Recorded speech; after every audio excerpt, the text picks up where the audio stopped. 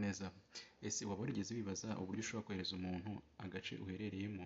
Urugero wenda tuvuge ko wageze muri karitsiye ukaba utayizi neza aho uko warangira umuntu aho hantu, yemwe nta n'umuhanda ufite nomero ushobora kubona, nta gipangu gifite nomero ushobora kubona, mbese nyine biragoye. Urwo ni urugero rumwe rw'ukuntu ushobora gukenera serivisi nk'iyo ngiyo. Cyangwa se tuvuge uri ahantu mu ishyamba se, ariko ukavuga uti ni gute nakohereza umuntu ahantu mperereye? Ibi bishobora no gufasha n'umuntu uri kuri tere, wenda yageze ahantu hari ikiraro, yageze ahantu wenda se hari umuhanda wangiritse, ariko arashaka kwereka abandi aho hantu. Uburyo bushobora gukoreshwa rero, hari uburyo bwinshi, ariko uyu munsi ndabahitiyemo uburyo bumwe bworoshye kurusha ubundi.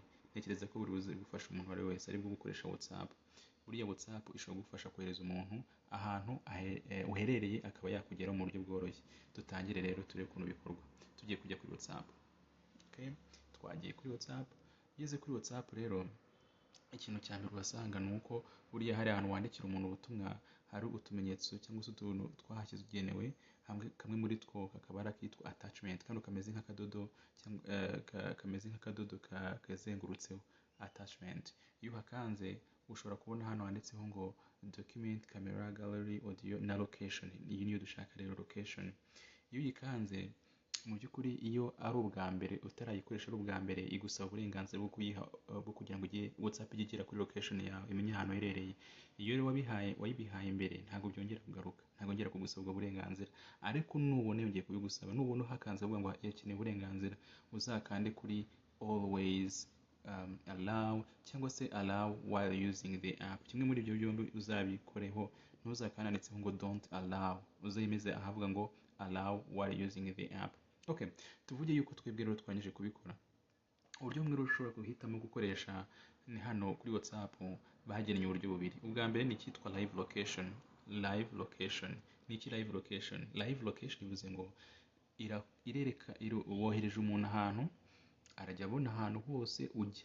Niba wari kuri icyo kiraro ariko ukahita wigendera ukahava, ukaba wenda wajya wenda tuvuge ahantu muri metero 20, 50, 200, azakomeza kurikirana agera aho hantu uherereye. Nafungura yanakererewe, warangije kwimuka, azabona aho hantu wageze hashyashya, ntabwo azaba akibonye hahandi washaka kumwohereza mbere.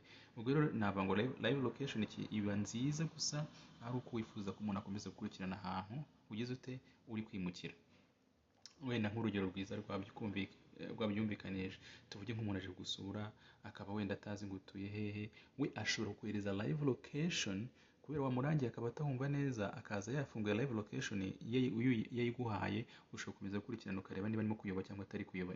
Nicyo kintu nende navuga ngo abantu benshi bakunze gukundira live location. Ubwo rero reka ibyo tubibeho, tujye ku ha kabiri hitwa current location. Ni ahantu ha kabiri, hano handitse hakoreshwa ryari rero. Iyo nyine uwohereje umuntu bivuze ngo arakomeza areba aho hantu uri, igihe niyo wakwimuka ukahava, we arabona aho hantu wamwohereje bwa nyuma. Bivuze rero ngo ibyiza ni uko wamwohereza current location niba udateganya kwimuka cyane. Current location, icyitonderwa gusa kuri current location ni uko igira precision, cyangwa se ugomba kubanza gutegereza ukareba yuko ari nyakuri. Ubibwirwa n'ikiri uko ari nyakuri. Reba aho handitse munsi ya send your current location niko handitse ngo accurate to 8 meters.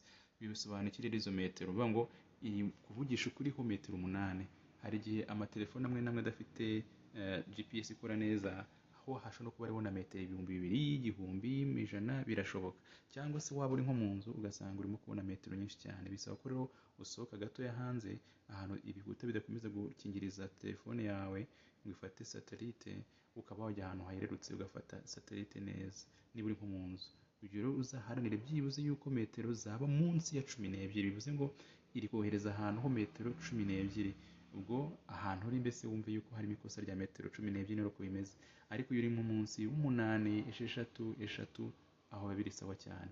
Ngaye nguko rero tuvuge nkanjye ugiye kohereza uyu muntu my current location, nimpakanda arahita abona current location.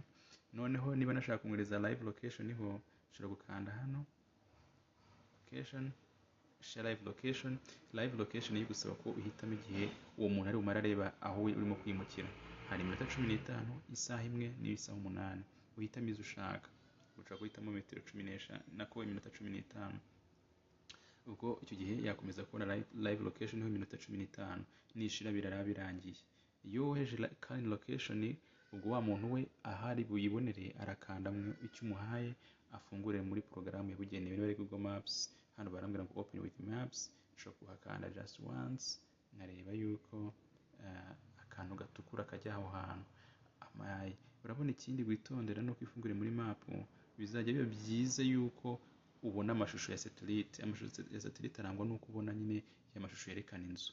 Ubwo kugira ngo niba utabona ukabona ibintu by'umweru gusa, uzakande kuri tuno hano hejuru mu nguni iburyo hari utuntu tumeze nk'udupapuro tugerekeranye, uhitemo handitseho satellite. Icyo gihe amafoto azaza akeye agaragaza amazu n'iki byose. Rero ngomba uko uzabigenza ubutaha. Niba ushaka kohereza umuntu location uzajya ukanda current location, ariko current location uzitonde urebe ko utamwohereje ibintu bifite imibare byinshi ari metero byibuze 12 cyangwa se munsi yawo. Cyangwa se niba wenda nk'umuntu aje gusura ukaba wamuyoboye ukaba ushaka gukomeza gukurikirana ngo urebe neza ko atayoba, uzamusaba kohereza live location yiwe. Murakoze cyane, ngahe nguko ibyo nashaka kubereka byari ibyo. Nizere ko ubutaha mutazajya muyobagurika, utazajya ubaza umuntu ngo ese ni hehe, ni ahantu hari igiti, gusa ureba ya hoteli iri aha n'aha, gusa ureba akabari kari aha n'aha. Oya, uburyo bugezweho bwo kohereza umuntu live location ye ni uko wakoresha WhatsApp. Ni uburyo bworoshye bwizewe rwose kuri smartphone, bizaborohera kandi muzabikunda. Murakoze rero, naho ubutaha niba ukunze ino video ubwo uraza kubimbwira.